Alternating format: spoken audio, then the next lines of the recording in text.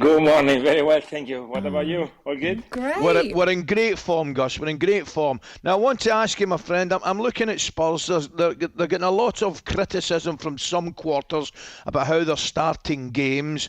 However, I would point out, as I have done earlier, they're third in the league at this moment in time. They've scored the third most goals in the league, and they have now qualified for the knockout stages of the Champions League by winning their group. Surely that can't be bad, Gus. No, I agree with you because I know as a fans and pundits, we want everything. No, the team to play great, fantastic football, start the game well, finish the games well, winning cup. But it's not possible. It's football, and most important, the opposition plays as well. A game of football, there is two teams, and there is moment in the games that maybe the opposition is better than you. And Marseille started very well yesterday. Okay, Tottenham started badly, but sometimes it's a combination. Okay, now I'm the kind of person, win. Okay, win somehow, win football games. Then if we can play well and attractive football, fantastic. But for Spurs right now, the most important thing is to win a title. So let's wait, please. Let's give the coach a chance to prove himself winning a title. Let's not be that critical now, especially when, like you said, third in the league, top of the group in the Champions League. Gus, can I ask, is there any concern about the way that they're starting games at the moment, conceding first and then having to fight their way back into it more often than not? I'm sure they know, Laura. I think, look, I don't know the other coaches, but I tell you about myself. When the game finishes, I go home, and the first thing I analyze is myself. Did I pick the right team? Did the team, started the game well? Did we done the right changes? Did the team react or no, blah, blah, blah. But first me. So I'm sure that Antonio Conte, with the experience he's had, is probably thinking, what is going on? Why we can't start the games well? I'm sure, 100% sure. And it's probably thinking about changing. Now, yesterday the started 11 of Tottenham. Let's be honest, it is not a team that you will expect to be challenging for trophies with the players missing, especially after Son was out of the team. And somehow, they turned the game around. They had an unbelievable second half, and they finished top of the group.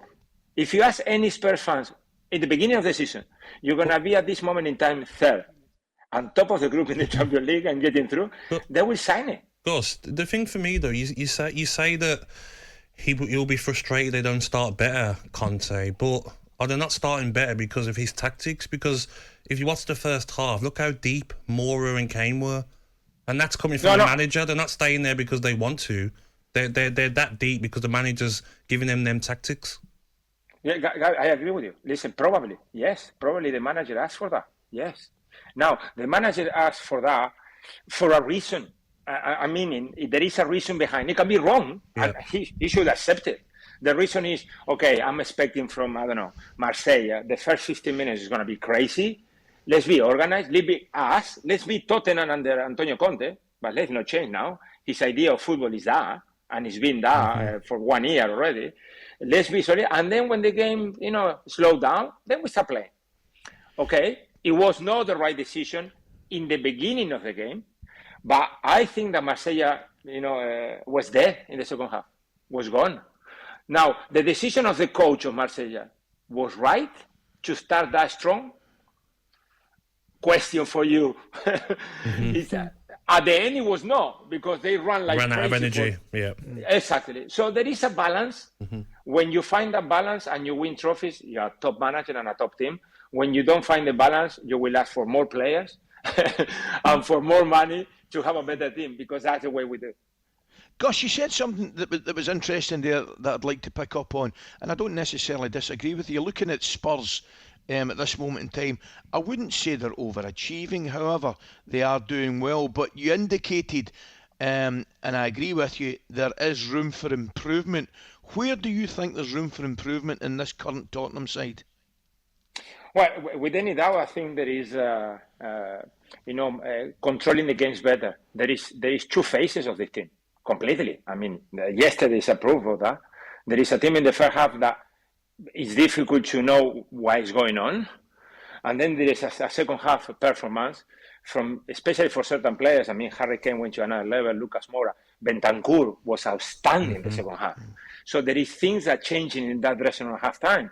So why that two opposite, really opposite, extreme, two different kind of playing football? So the idea is to have something in the middle or closer to the second half most of the time. And that's something that is work, is having all the players available, because obviously yesterday with Son gets out, if you go Richarlison at the bench, it's a different change. So you're showing a different kind of approach to the game. But the idea of getting Bissouma even push you a little bit back, because remember that the coaches, we send messages when we make changes. You send a message, Yep. Is Son coming out? Is Bissouma going in? So you think, okay, let's stay solid, let's stay organized, wait. And it was a message from Conte. At the end, he won. So let's give him credit as well. Gus, we would have you on every day if we could. That was wonderful. Thank you. Great to talk to you, mate. Lovely to talk to you. Good to talk to you. Cheers. Cheers. See you later. Gus Poyet on talkSPORT Breakfast there. talkSPORT Breakfast with Laura Woods. Monday to Wednesday mornings 6 till 10.